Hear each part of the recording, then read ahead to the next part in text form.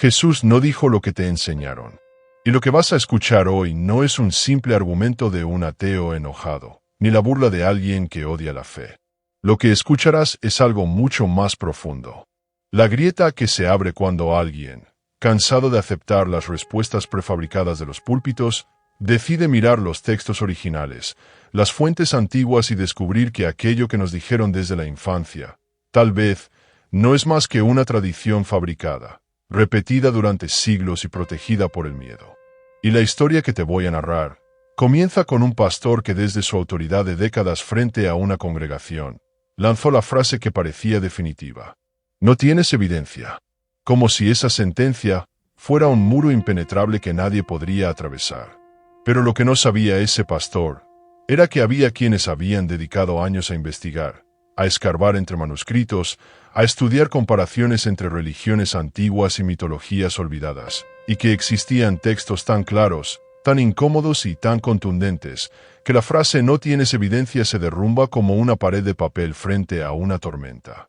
Que si hay evidencia, y no solo evidencia, sino un océano de pruebas que muestran que Jesús, el personaje que se nos presentó como el Hijo de Dios hecho carne, no es más que un mito construido, un mosaico ensamblado con fragmentos de viejas historias paganas, reeditado por intereses políticos y propagado con una estrategia de control cultural sin precedentes en la historia de la humanidad. Y aquí es donde empieza la verdadera pregunta. Si Jesús no existió como te lo enseñaron, entonces, ¿quién fabricó la historia? ¿Por qué lo hicieron? ¿Qué se jugaba detrás de la invención de un Mesías Salvador?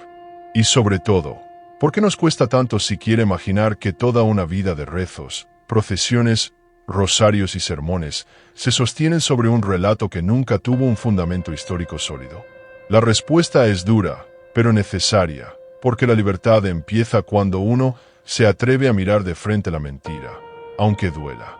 Y ese dolor de despertar es lo que la mayoría teme. Por eso prefieren seguir dentro de la ilusión. Pero hoy tú y yo no vamos a mirar hacia otro lado. Hoy nos vamos a sumergir en esas pruebas que durante siglos se han escondido o disfrazado. Y lo primero que hay que decir es que fuera de la Biblia no hay ni un solo testimonio contemporáneo que confirme la existencia histórica de Jesús. Ni un documento romano del siglo I que lo mencione con certeza, ni un registro judío que hable de sus milagros o de su crucifixión. Absolutamente nada. Y cuando alguien menciona a Flavio Josefo o a Tácito, lo que no te dicen es que esas supuestas menciones son interpolaciones, añadidos posteriores, manipulaciones de copistas cristianos que quisieron darle a su fe un respaldo histórico que no existía y la evidencia académica lo muestra. El famoso Testimonium Flavianum está plagado de frases cristianas que ningún judío del siglo I habría escrito, como que Jesús era el Cristo o que resucitó al tercer día. Frases que se incrustan en el texto de manera tan burda que cualquier estudioso lo reconoce como un injerto. Y aún así, durante siglos, la Iglesia lo presentó como prueba. Prueba que en realidad es una falsificación. Y aquí surge la primera reflexión que golpea. ¿Qué significa que la religión que te enseñó a no mentir haya nacido apoyándose en mentiras? Porque si el fundamento es falso, todo lo que se construye encima está condenado a tambalear. Y esto apenas es el inicio. Porque cuando uno empieza a comparar la historia de Jesús con mitos anteriores, descubre un patrón inquietante, un patrón que se repite en diferentes culturas, en diferentes épocas. Como si hubieran tomado piezas de relatos antiguos para construir un Mesías, a la medida de su proyecto. Y ejemplos sobran, porque siglos antes, existían dioses que nacían de vírgenes, que eran perseguidos al nacer, que realizaban milagros, que tenían 12 seguidores que morían y resucitaban al tercer día, figuras como Horus en Egipto, Mitra en Persia o Dionisio en Grecia, todos con rasgos que luego vemos en Jesús. Y no se trata de coincidencias inocentes, se trata de un reciclaje mitológico, de una estrategia cultural que sabía que para convencer a los pueblos había que darles un Dios con características que ya les resultaran familiares. Y así fue como el cristianismo tomó prestado, copió y reempaquetó viejos símbolos para hacerlos pasar por una revelación única, cuando en realidad era una copia maquillada. Y aquí surge otra pregunta que corta como navaja. Si Jesús fuera real, Si de verdad hubiera sido un personaje histórico único e irrepetible, ¿cómo es posible que su vida encaje casi a la perfección con mitos anteriores? La respuesta es clara.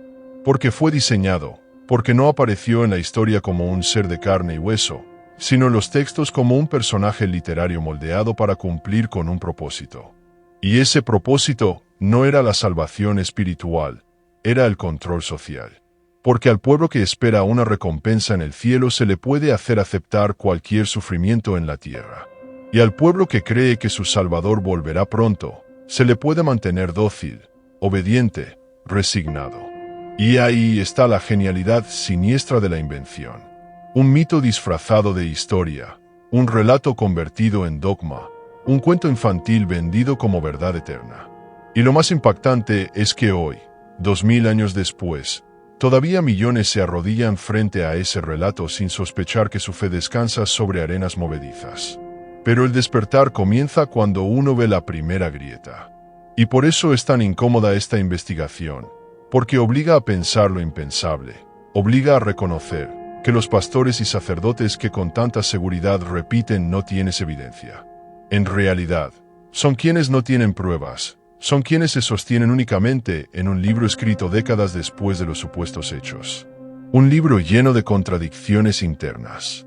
Un libro que según la propia tradición fue escrito por seguidores anónimos, no por testigos directos.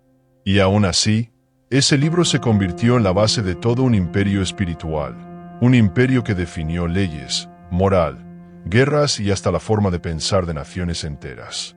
Y entonces surge una reflexión inevitable. ¿Qué tan fuerte puede ser una mentira para que dure 2,000 años? La respuesta no es que sea fuerte. La respuesta es que fue útil. Útil para emperadores, útil para reyes, útil para instituciones que encontraron en el mito de Jesús la mejor herramienta de control jamás creada. Porque si alguien cree que el Hijo de Dios le ordena obedecer, sufrirá, pero obedecerá. Si alguien cree que el Hijo de Dios le ordena diezmar, entregará su dinero. Si alguien cree que el Hijo de Dios le ordena callar y esperar, jamás se rebelará. Y todo eso lo entendieron quienes fabricaron la historia porque sabían que nada controla más que la fe. Y esa es la verdad incómoda que aquel pastor no esperaba cuando dijo, no tienes evidencia. Porque la evidencia no solo existe, es abrumadora. Y cuando se muestra, el silencio es la única respuesta posible. Porque, ¿cómo se responde a textos que muestran que la historia fue copiada? ¿Cómo se responde a la ausencia total de pruebas arqueológicas de los supuestos milagros?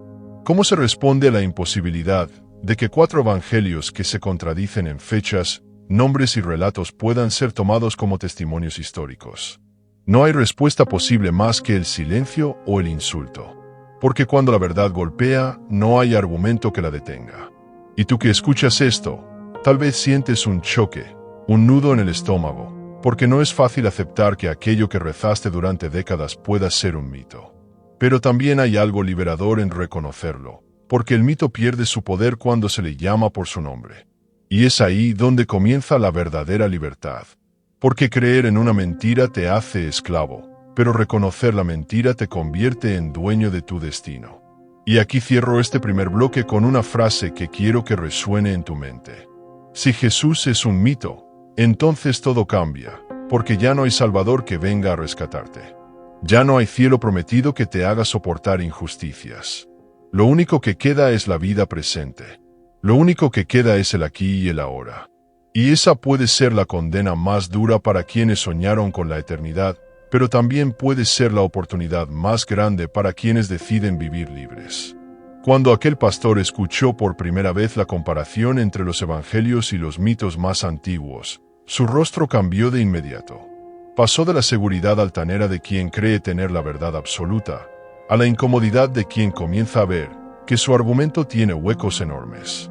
Porque si bien en los sermones dominicales se predica que los evangelios son testimonios confiables de los discípulos de Jesús, la verdad es que ni Marcos, ni Mateo, ni Lucas, ni Juan fueron escritos por testigos oculares, ni siquiera por gente que conociera directamente al personaje central, sino por autores anónimos que vivieron entre 40 y 70 años después de los supuestos acontecimientos. Y esa Sola distancia ya basta para encender las alarmas. Porque, ¿cómo se puede confiar en alguien que escribe medio siglo después sobre eventos milagrosos sin haberlos visto? Pero no solo es la distancia temporal, es la contradicción entre ellos lo que delata la construcción literaria. Porque mientras Marcos presenta a Jesús casi como un hombre incomprendido y misterioso, Juan lo muestra como un ser divino desde el inicio, como si ya no fuera necesario contar la historia humana, sino imponer la imagen teológica. Y esa evolución muestra que no estamos frente a recuerdos, sino frente a una agenda, frente a una teología que se fue moldeando conforme las necesidades de la comunidad y por eso los relatos cambian. Por eso, en un evangelio, Jesús nace en Belén con pastores y ángeles cantando, mientras en otro nace en un contexto distinto y con personajes diferentes. Por eso, en un evangelio, Judas muere ahorcado y en otro muere de forma completamente distinta. Por eso las últimas palabras de Jesús en la cruz no son las mismas en los 4 relatos, lo que muestra que no fueron recuerdos exactos, sino invenciones con fines teológicos. Y si alguien cree que estas diferencias son detalles menores, debería preguntarse, ¿cómo puede un relato ser inspirado por Dios y al mismo tiempo tener contradicciones tan evidentes? La respuesta es sencilla porque no fue inspirado, fue redactado, modificado y corregido. Y ese es el primer golpe mortal a la idea de un Jesús histórico sólido, porque no hay coherencia ni en los textos que supuestamente lo narran. Y si en la base ya hay contradicciones, lo que sigue se desmorona. Y aquí es donde entra la segunda gran línea de evidencia, el paralelismo con los mitos anteriores. Porque cuando uno estudia el mito de Horus, se encuentra con un dios egipcio nacido de la Virgen Isis, perseguido por un tirano en su infancia, acompañado de 12 seguidores, que realizó milagros y que fue asesinado y luego resucitó. Y la pregunta es inevitable: ¿cómo es posible que un dios egipcio de siglos antes tenga elementos idénticos a la historia de Jesús? Los defensores del dogma dirán que son coincidencias, o que son inventos de quienes buscan desacreditar la fe.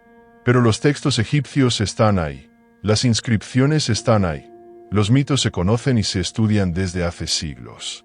Y negar su existencia es como tapar el sol con un dedo, porque la similitud es tan grande que resulta ingenuo pensar que no hubo influencia.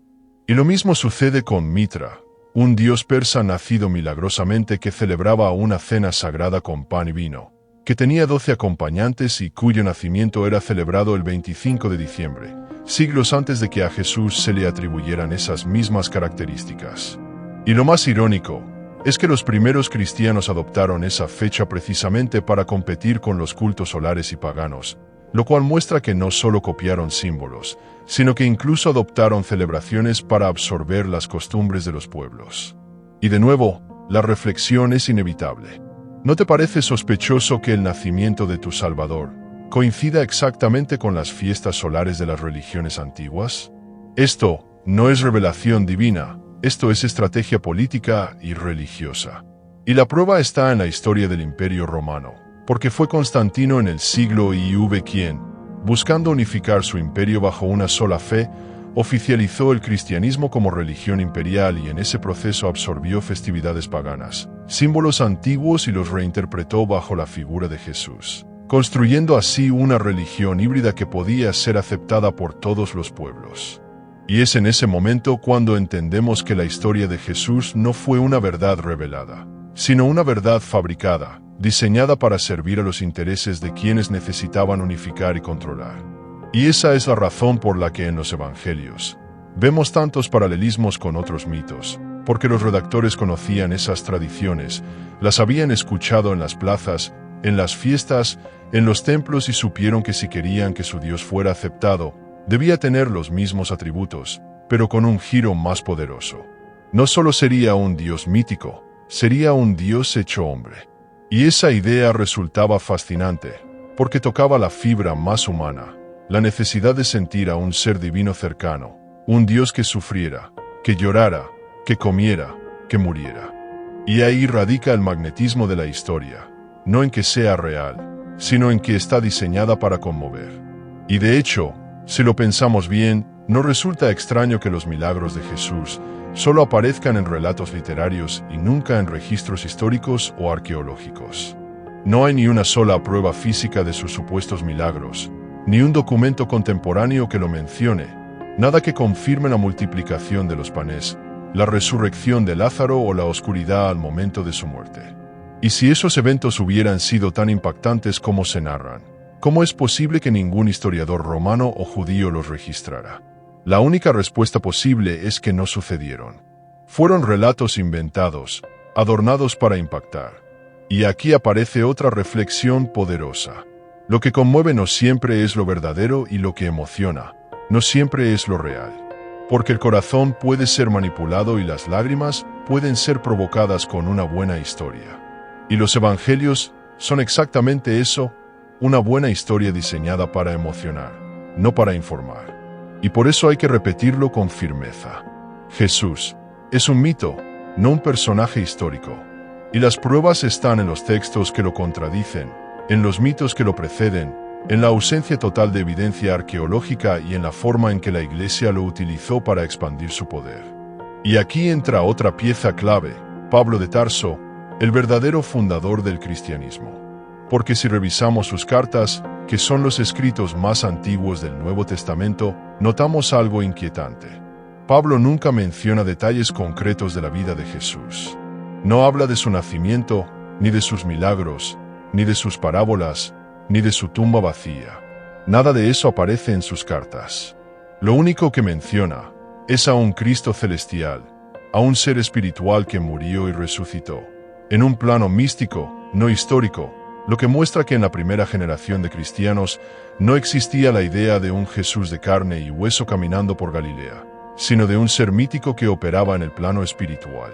Y esa es otra prueba devastadora, porque muestra que la figura humana de Jesús fue una construcción posterior, añadida cuando la comunidad necesitaba relatos más concretos, más humanos, que pudieran atraer y emocionar a la gente. Y lo más impresionante es que hoy, 2000 años después, millones siguen convencidos de que aquel personaje fue real, sin darse cuenta de que el mismo Pablo, el fundador de su fe, jamás lo presentó como un ser histórico. Y esa contradicción debería bastar para encender todas las alarmas, pero la mayoría prefiere no ver, porque la verdad duele. Y sin embargo, tú que escuchas esto, ya no puedes mirar hacia otro lado, porque ahora conoces la evidencia.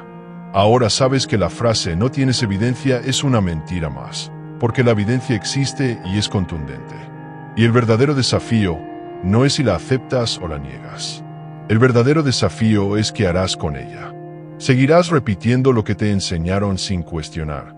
¿O tendrás el valor de enfrentar la verdad, aunque sacuda cada fibra de tu ser?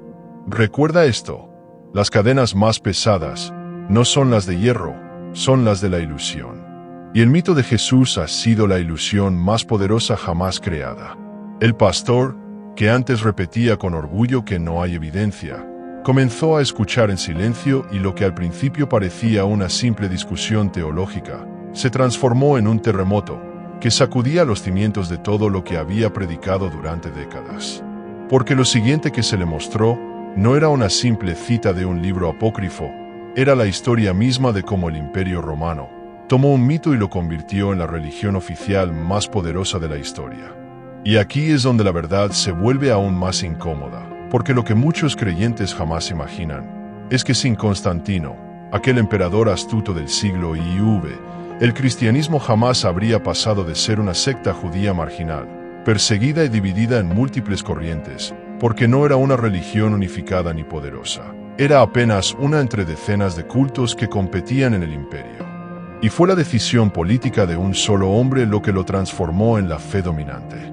Y esa decisión no se tomó por convicción espiritual, sino por estrategia, porque Constantino entendió que un imperio fragmentado necesitaba una religión capaz de unificar, una narrativa lo suficientemente atractiva para los pueblos conquistados y lo suficientemente flexible para absorber las creencias locales. Y eso fue exactamente lo que hizo el cristianismo, porque al no tener un Jesús histórico comprobable, podían moldearlo, podían adaptarlo, podían reinventarlo según la necesidad. Y así fue como tomaron fiestas paganas, símbolos solares y rituales ancestrales, y los fusionaron con la figura del Mesías, creando una religión de masas, útil para consolidar el poder imperial. Y aquí surge una pregunta que golpea con fuerza. ¿De verdad crees que un emperador, sediento de control y poder, adoptó el cristianismo por una visión mística, al ver una cruz en el cielo? ¿O no será más bien que entendió que aquella fe podía ser su arma más poderosa para gobernar las conciencias? Porque un ejército se controla con espadas, pero una población se controla con creencias. Y Constantino lo sabía y por eso convocó al Concilio de Nicea en el año 325, donde no solo se discutieron asuntos teológicos, sino que se decidió qué evangelios serían aceptados, qué libros serían considerados inspirados y cuáles serían rechazados como herejía. Y ese hecho por sí solo muestra que la Biblia no cayó del cielo. Fue seleccionada, editada y canonizada por decisiones humanas con intereses políticos. Y lo más revelador es que en ese proceso se eliminaron decenas de evangelios y escritos que presentaban visiones distintas de Jesús. Algunos lo mostraban como un maestro de sabiduría, otros como un ser puramente espiritual, otros como un mito simbólico. Y todos esos textos fueron borrados de la historia oficial, perseguidos y quemados. Y solo siglos después, con hallazgos como los manuscritos de Nag Hammadi, volvimos a descubrir fragmentos de esa diversidad y ahí se revela la verdad. No hubo un Jesús único. Hubo múltiples versiones, múltiples interpretaciones y fue el poder político el que eligió la que convenía, la que se ajustaba a la narrativa de control, la que podía sostener un imperio. Y esa es la verdadera razón por la que hoy millones creen en un Jesús crucificado y resucitado, porque fue la versión que sobrevivió gracias a la espada romana, no gracias a la evidencia histórica. Y si lo piensas bien, no es extraño que una religión imperial naciera bajo la sombra de la imposición, porque Roma nunca conquistó con dulzura, conquistó con violencia y la religión no fue la excepción, porque tras la conversión de Constantino comenzaron siglos de persecución brutal contra quienes no aceptaban la fe oficial. Se destruyeron templos, se prohibieron cultos ancestrales, se quemaron bibliotecas y se levantó un nuevo orden bajo el símbolo de la cruz. Pero esa cruz no representaba salvación, representaba poder, representaba control, representaba la fusión entre el mito y la espada. Y aquí aparece otra reflexión demoledora. ¿Cómo puede ser divina una fe que se impuso con violencia, que necesitó de persecuciones y hogueras para sobrevivir? Si la verdad se sostiene por sí misma, ¿por qué el cristianismo necesitó de la fuerza imperial para expandirse? La respuesta es clara, porque no se sostenía sola. Necesitaba el respaldo del poder político. Y ese es el verdadero origen de la religión, que millones aún veneran, un origen teñido de sangre y manipulación. Y lo más perturbador es que al estudiar los primeros siglos del cristianismo se descubre que incluso la figura de Jesús fue moldeada para servir a esa narrativa, porque en los evangelios primitivos no era tan clara la idea de su divinidad. Pero tras Nicea se declaró dogma que Jesús era el Hijo de Dios, consustancial al Padre, una fórmula filosófica que no tiene nada que ver con la vida de un supuesto carpintero judío, sino con debates teológicos de obispos que buscaban imponer su interpretación. Y de nuevo, la pregunta retumba: ¿cómo puede ser un hecho histórico la divinidad de Jesús, si fue votada en un concilio? Porque eso fue lo que ocurrió. Se votó, se discutió, se impuso por mayoría, lo cual demuestra que no hablamos de historia, hablamos de construcción dogmática y ese detalle debería bastar para sacudir cualquier fe. Porque si el punto central de tu religión fue decidido por votación humana, entonces no es revelación divina, es política disfrazada de fe. Y así, bloque tras bloque, evidencia tras evidencia, se derrumba la idea de un Jesús histórico, porque lo que queda claro es que fue una figura moldeada, adaptada y oficializada, según las necesidades de un imperio. Y aquí surge otra reflexión. La religión no nació para salvar almas, nació para controlar cuerpos, para regular conductas, para garantizar obediencia.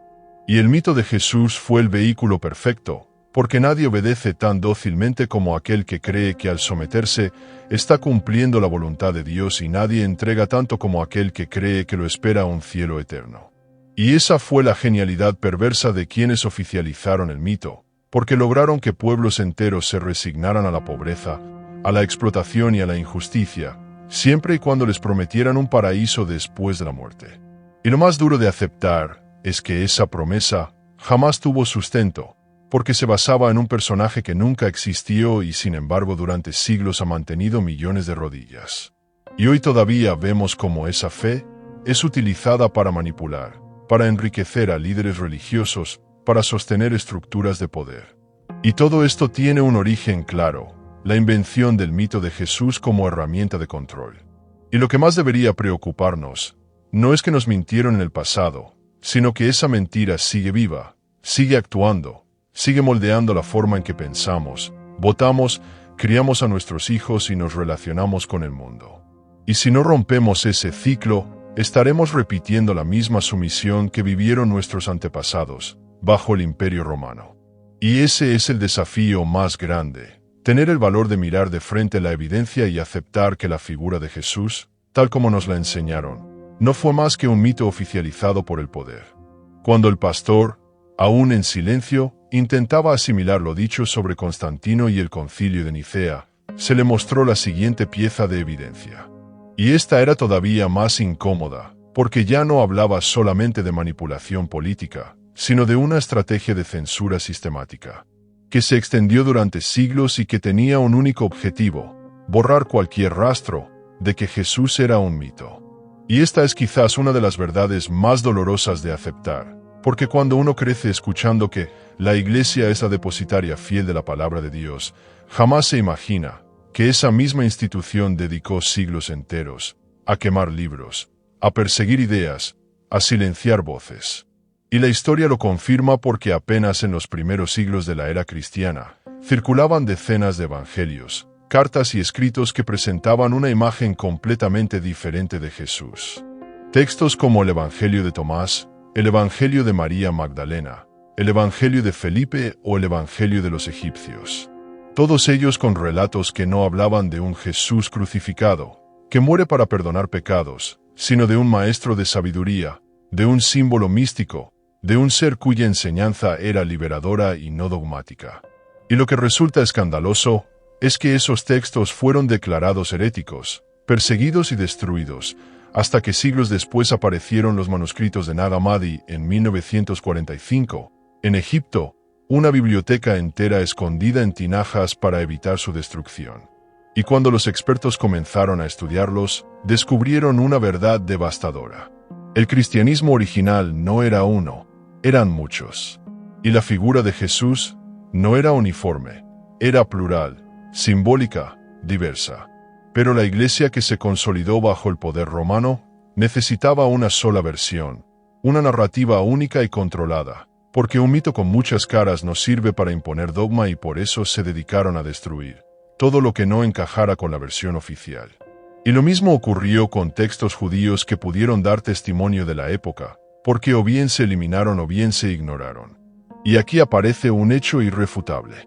No existe ni un solo manuscrito original de los evangelios. Todos los que tenemos son copias de copias de copias con miles de variaciones y añadidos. Y en esa cadena de transmisión, los escribas cristianos hicieron todo tipo de alteraciones, algunas pequeñas, otras enormes, desde cambiar palabras hasta añadir párrafos enteros para reforzar doctrinas, como el caso de la mujer adúltera, que Jesús perdona, un pasaje que no aparece en los manuscritos más antiguos y que fue añadido después. O como la famosa frase de la primera carta de Juan, que habla de la Trinidad, la llamada coma joanina, que también es una interpolación tardía inventada para dar soporte a un dogma que no estaba en los textos originales. Y aquí la reflexión es inmediata. ¿Cómo puede ser inspirada una escritura que fue manipulada durante siglos, que fue editada y alterada para sostener dogmas? La respuesta es obvia: no lo fue. Y lo que demuestra es que la Biblia no es la palabra de Dios, es la palabra de hombres con intereses, con agendas, con poder. Y esa verdad debería ser suficiente para que cualquiera deje de verla como un libro sagrado. Pero el poder de la costumbre y del miedo es enorme y eso lo sabía la Iglesia. Por eso, durante siglos prohibieron a la gente común leer la Biblia. Por eso se reservaba solo para sacerdotes.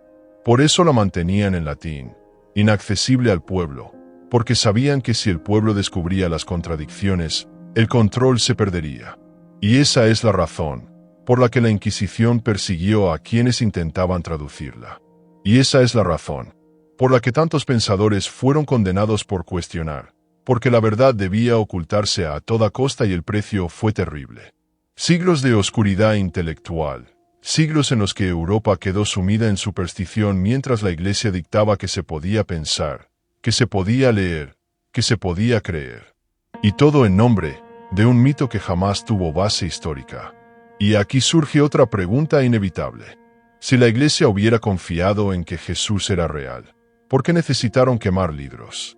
¿Por qué temieron tanto a las voces que decían lo contrario?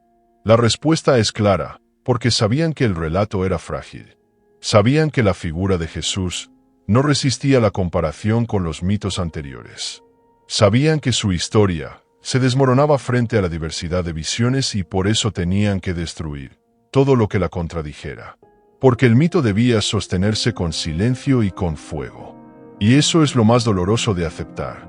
La fe que se nos enseñó como luz se sostuvo sobre hogueras de libros, de ideas, de personas, porque no olvidemos que la censura no fue solo contra textos, fue también contra seres humanos, porque miles fueron torturados y asesinados por herejías simplemente por atreverse a cuestionar, simplemente por atreverse a pensar distinto.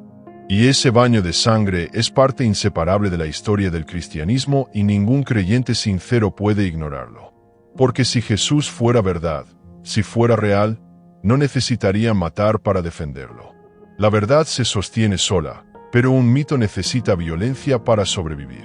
Y eso es exactamente lo que vimos durante siglos. Y aquí la reflexión corta como cuchillo. La cruz no salvó. La cruz silenció. La cruz no liberó. La cruz esclavizó. Y la prueba está en la historia misma. En los concilios, donde se decidía qué creer. En las hogueras donde ardían los que no obedecían. En las bibliotecas destruidas para ocultar las pruebas y en las traducciones manipuladas para mantener la ilusión. Y tú que escuchas esto, debes preguntarte, ¿quieres seguir creyendo en una historia que se sostuvo sobre censura y violencia? ¿Quieres seguir entregando tu fe a una institución que ocultó durante siglos la verdad? Porque el despertar comienza con una decisión. Preferir la verdad aunque duela, antes que la mentira aunque consuele. Y esa es la verdadera encrucijada que todos debemos enfrentar. Y entonces llegó el momento final, el instante en que ya no quedaba espacio para dudas ni para excusas, porque todo lo que hasta ahora parecía sólido, se había demostrado frágil. Todo lo que hasta ahora parecía verdad, se había revelado como mito. Y el pastor, que una vez dijo, no tienes evidencia, ahora se enfrentaba cara a cara con un mar de pruebas que lo dejaban sin palabras. Y este último bloque no es para convencer a quienes aún prefieren vivir en la comodidad de la ilusión. Este bloque es para ti que has llegado hasta aquí, que has escuchado cada palabra y has sentido como dentro de ti algo se sacude, porque la verdad cuando llega no lo hace suavemente, lo hace como un terremoto que derriba los muros de la costumbre. Y la verdad que hemos destapado es clara. Jesús no fue un personaje histórico como te lo enseñaron. Jesús es un mito, un couli armado con pedazos de tradiciones antiguas, con intereses políticos del Imperio Romano, con censuras de la Iglesia y con siglos de manipulación, para mantener a los pueblos obedientes. Y esto no es una teoría conspirativa. Es la historia que los documentos mismos confirman. Es la evidencia que los evangelios contradicen. Es la ausencia total de registros que lo prueben. Y es la similitud abrumadora con dioses que existieron mucho antes de que se escribiera su nombre. Y aquí es donde el corazón de cualquiera late con fuerza. Porque aceptar esto no es fácil. Aceptar que toda una vida de rezos, de procesiones, de penitencias y de fe, estuvo dirigida a un mito. Es como perder el suelo bajo los pies, pero también es la puerta más grande hacia la libertad. Porque si Jesús es un mito, entonces ya no hay cadenas divinas que te aten. Entonces ya no hay dogmas que te condicionen. Entonces ya no hay promesas vacías de un cielo después de la muerte, que te hagan aguantar la injusticia en la tierra. Lo único que queda eres tú, tu vida, tu presente y esa revelación. Puede ser aterradora, pero también es profundamente liberadora, porque significa que todo depende de ti, que no necesitas mediadores, que no necesitas instituciones que te digan qué creer, que no necesitas un salvador externo, para encontrar sentido, porque el sentido lo construyes tú, aquí, ahora. Y eso es lo que la Iglesia temió durante siglos. Por eso inventaron la figura de un Mesías que muriera por ti. Porque si tú crees que ya todo está hecho, que ya alguien pagó el precio, entonces jamás te levantarás, jamás tomarás tu vida en tus manos. Pero si entiendes que ese mito fue creado para adormecer, entonces te liberas. Y aquí quiero dejar una reflexión que debe quedar marcada en tu mente. Los mitos pueden esclavizar, pero también pueden despertar. Y Jesús, al ser desnudado como mito, deja de ser la cadena que ata y se convierte en el espejo que revela quién tiene el verdadero poder. Y ese poder no está en Roma, no está en los concilios, no está en los púlpitos, está en ti, porque tú eres el que decide si sigue repitiendo las palabras vacías de los dogmas o si se atreve a caminar con la verdad, aunque duela. Y esa es la verdadera valentía, no seguir a las masas, no doblar la rodilla ante una institución, sino mirar de frente la evidencia y tomar la decisión de vivir libre. Y por eso este último bloque no es un cierre, es un inicio, el inicio de tu propia búsqueda, porque lo que hemos visto aquí apenas es la superficie. Detrás de cada prueba que desmonta al Jesús histórico, hay un universo entero de documentos, de estudios, de textos olvidados que esperan ser descubiertos. Y si llegaste hasta aquí es porque ya tienes dentro de ti la chispa del cuestionamiento, la chispa de la libertad. No la apagues, aliméntala, porque lo que viene es aún más revelador. Y por eso te digo con toda claridad, si esta verdad ya te sembró, si este viaje ya sacudió todo lo que creías, entonces suscríbete a este canal porque lo que sigue cambiará no solo tu fe, cambiará tu forma de ver la historia, la religión y la vida misma, porque vamos a seguir destapando más mentiras, más secretos, más mitos disfrazados de verdades. Y si no quieres perderte la continuación de esta revelación, este es el momento de dar el paso, porque la libertad comienza con un acto simple, abrir los ojos y hoy los has abierto. Ya no puedes volver a cerrarlos porque una vez que se ve la mentira jamás vuelve a tener poder sobre ti. Y la última reflexión que quiero dejarte es esta.